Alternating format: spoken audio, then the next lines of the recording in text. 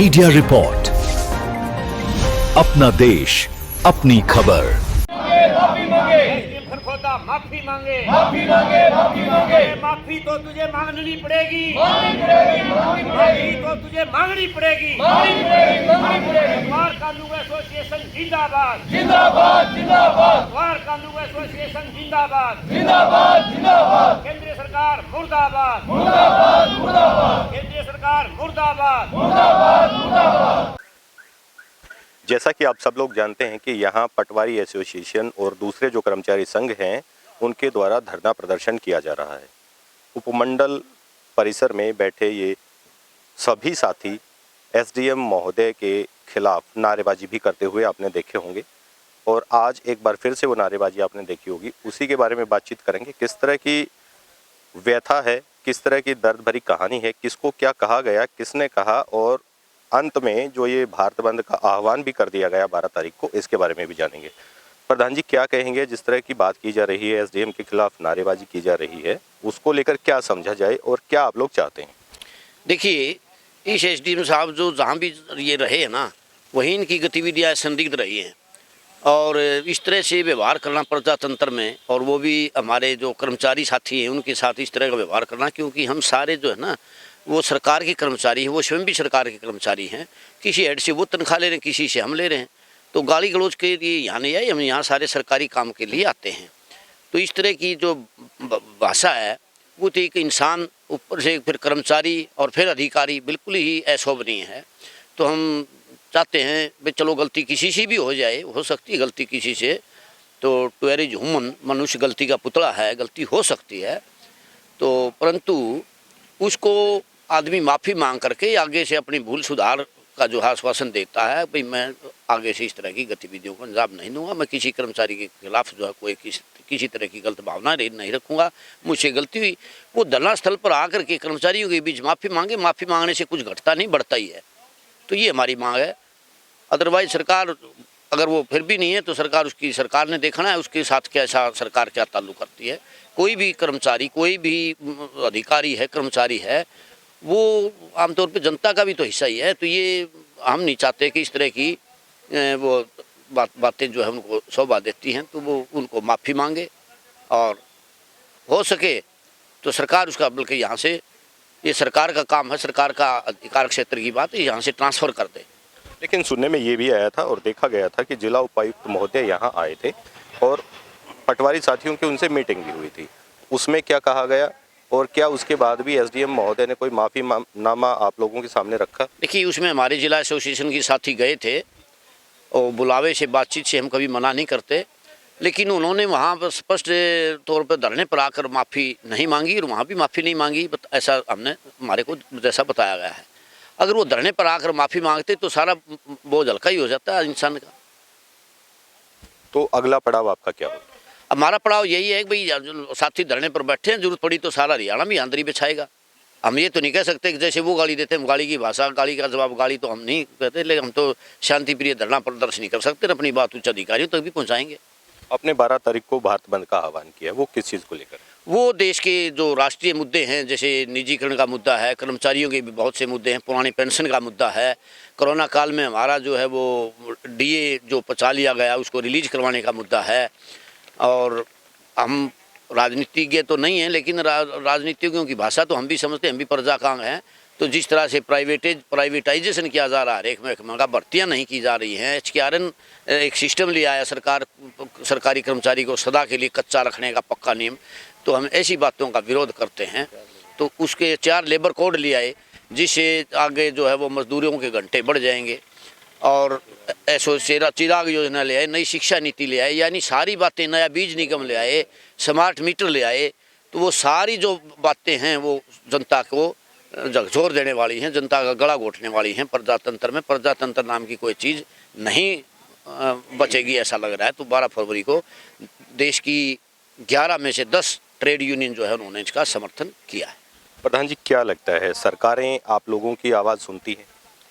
देखिए, जो सरकार आवाज़ नहीं सुनती वो सरकार चलती बढ़ती है। सरकार को आवाज़ सुननी चाहिए। सरकार के जो नुमाइंदे हैं वो हम ही चुनते हैं, तो हमारी बात तो सुननी चाहिए, हमारे लिए चुने जाते हैं वो।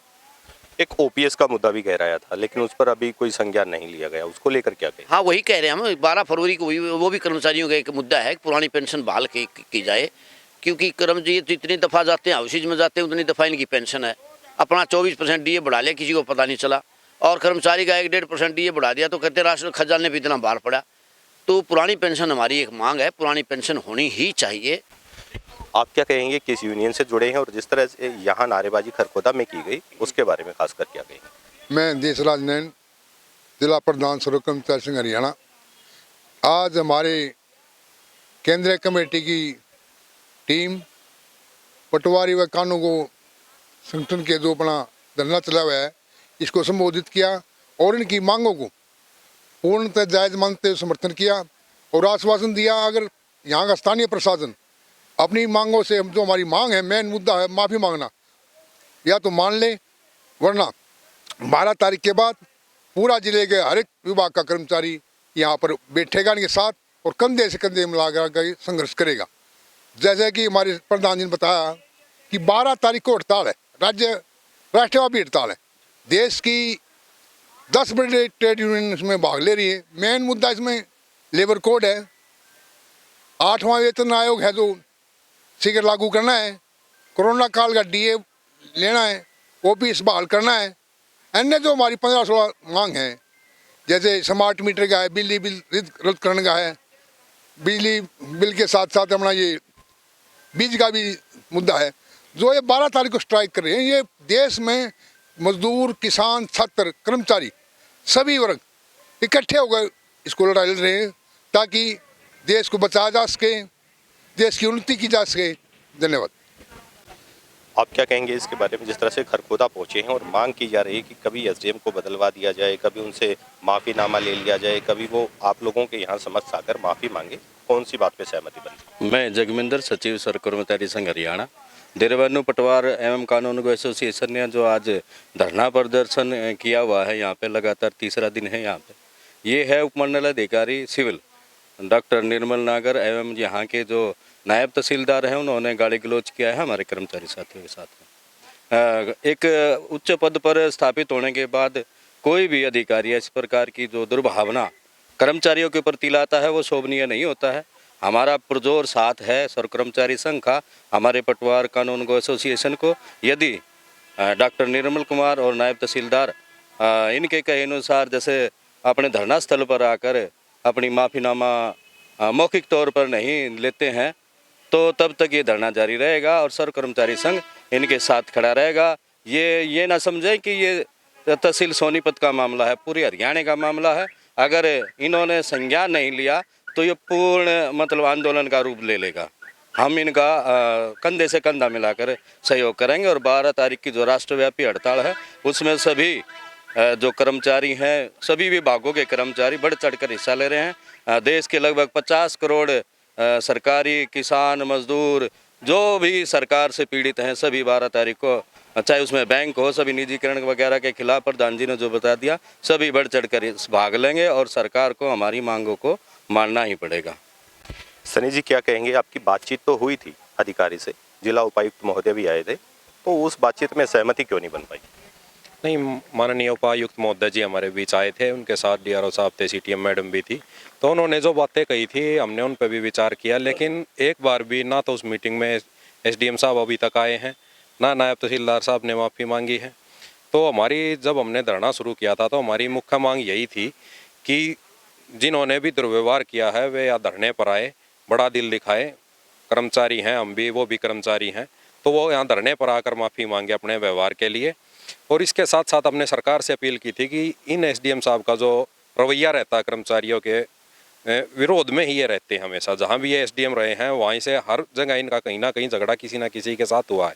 तो हमारी सरकार से भी ये मांग थी कि इनका ट्रांसफ़र यहाँ से किया जाए, क्योंकि यहाँ पर आगे भी फिर ऐसे ही हालात पैदा होंगे नहीं, तो इसलिए हमने सरकार से ये मांग की है साथ साथ कि इनका ट्रांसफ़र यहाँ से किया जाए। बहुत सारी बातें हुई, बहुत सारे कर्मचारी साथी और पटवार एसोसिएशन के सदस्य भी मौजूद रहे, उनसे बातचीत भी की और बातचीत में इन्होंने एक बार फिर से ये साफ कर दिया है कि जब तक अधिकारी मौखिक या लिखित तौर पर माफ़ी नहीं मांगेंगे तब तक ये धरना जारी रहेगा। अब देखना ये होगा कि सरकार और प्रशासन इस पर कितना जल्दी संज्ञान लेता है। आप देखते रहिए मीडिया रिपोर्ट। मीडिया रिपोर्ट पर खबरों से जुड़े रहने के लिए चैनल को सब्सक्राइब करें और देखते रहें मीडिया रिपोर्ट।